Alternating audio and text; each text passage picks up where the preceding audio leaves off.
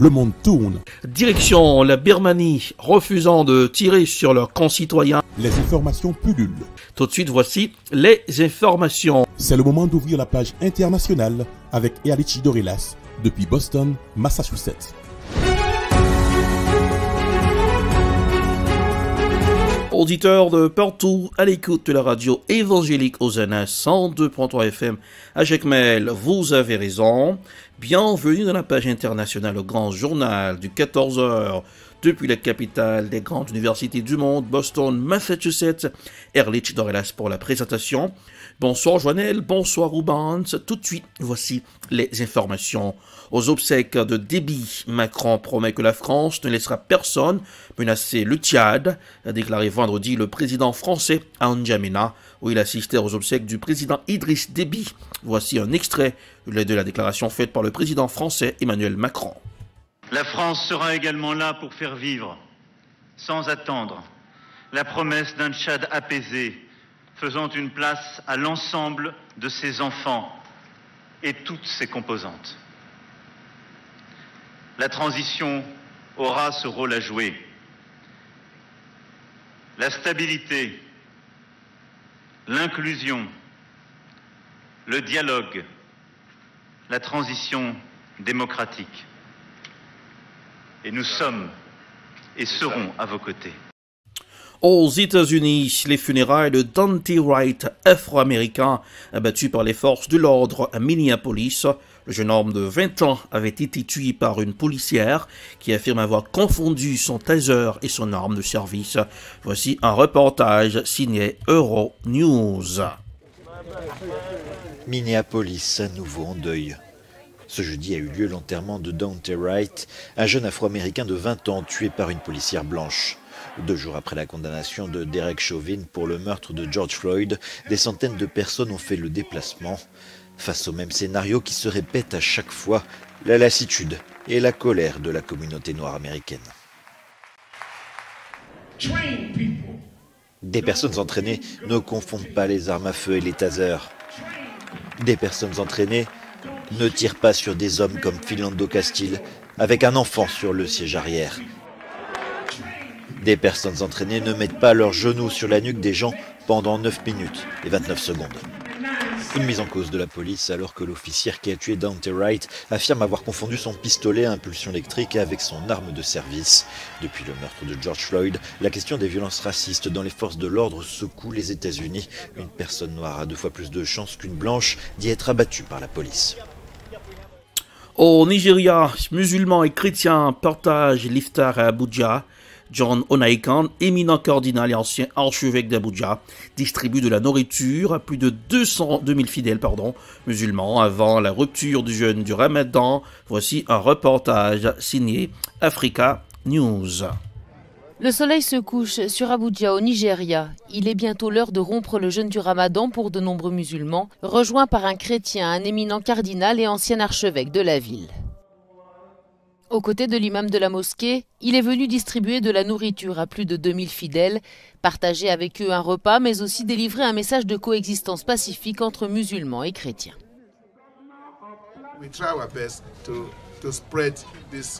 Nous faisons de notre mieux pour diffuser une attitude d'ouverture, parce que nous croyons que Dieu ne veut pas que ses enfants s'entretuent. Il veut que nous vivions en paix. Donc tout ce que nous pouvons faire pour promouvoir la paix, nous devons le faire.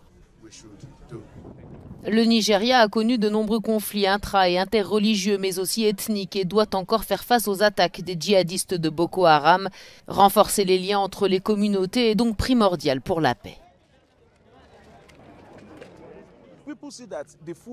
Les gens voient que la nourriture que nous mangeons nous a été donnée par un clergé chrétien, un cardinal que tout le monde connaît. Ce n'est pas un clergé clandestin. Cela montre que nous pouvons réellement vivre ensemble, que nous pouvons être amis et que nous pouvons vivre en paix.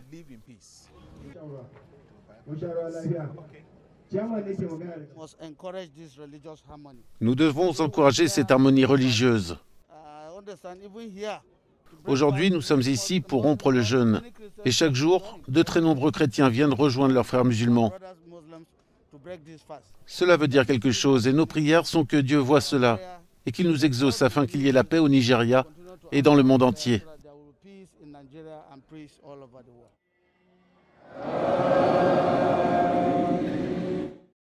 Retournons aux États-Unis. Les États-Unis se posent en leader de la lutte contre le changement climatique.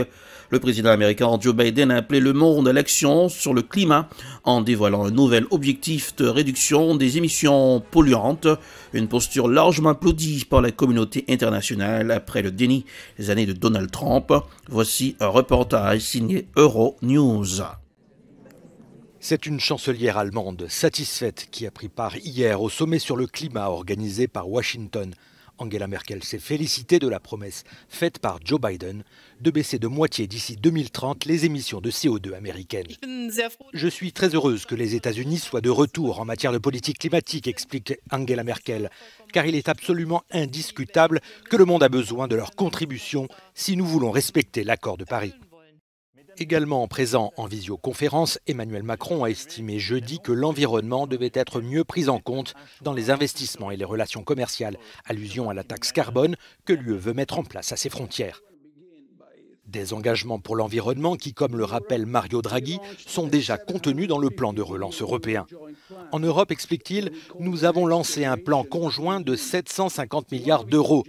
L'un de ces objectifs est de soutenir la transition environnementale en Europe et de rendre l'UE neutre en carbone d'ici 2050. De son côté, le président du Conseil européen, Charles Michel, a appelé les nations développées à augmenter leurs contributions afin d'aider les pays en difficulté. L'UE consacrera pour sa part environ 600 milliards d'euros pour alimenter la transition verte. L'activiste Greta Thunberg a également donné de la voix, invitée à participer à une audition sur les subventions aux combustibles fossiles au Congrès américain. La jeune Suédoise a vivement critiqué les politiques toujours en cours aux États-Unis. Si la lutte contre le réchauffement climatique semble de nouveau être sur les rails à Washington, la mise en œuvre des promesses de Joe Biden doit maintenant se concrétiser. Sur ce point, le président américain est resté d'autant plus évasif face aux résistances des lobbies et des parlementaires américains. Allons dans l'espace. Thomas Pesquet en route vers l'ISS à bord de la capsule Crew Dragon. Le spationaute Thomas Pesquet et 3 astronautes ont quitté la Terre vendredi vers la station spatiale internationale ISS à bord de la capsule Crew Dragon de SpaceX. Le départ du Français pour la mission Alpha a été décalé de 24 heures en raison des conditions météorologiques. Voici un reportage signé France 24.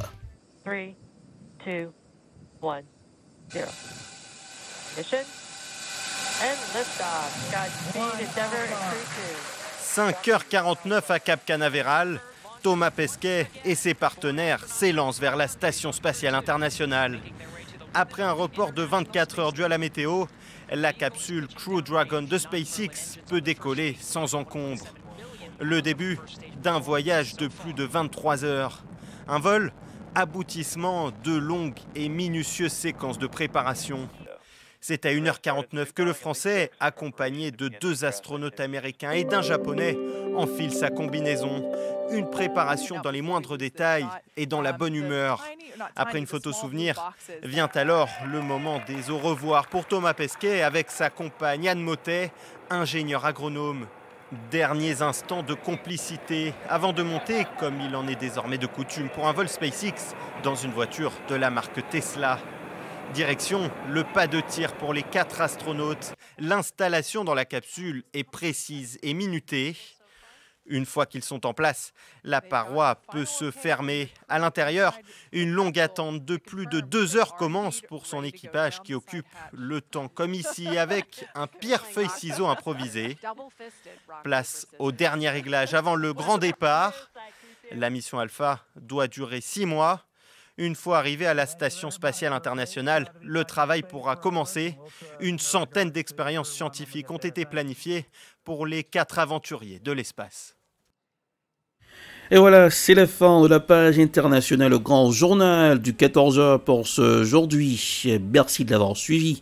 Présentation Erlich Dorelas depuis Boston, la capitale des grandes universités du monde. Réalisation EdProd, c'était les belles tops de préférence. Production EdProd. Bon début de week-end à vous tous et à toutes. Branchez la radio évangélique Hosanna à Jacmel. Température pour ce aujourd'hui, Boston 59 degrés Fahrenheit, 19, c'est plutôt 15 degrés Celsius. Puis à Jacmel, 86 degrés Fahrenheit, 30 degrés Celsius. Passez un excellent week-end, gardez le sourire ça rajeunit le visage et prenez soin de vous. Bonsoir Joël, bonsoir Rubens, à lundi. C'était la page internationale avec Erlich Dorelas.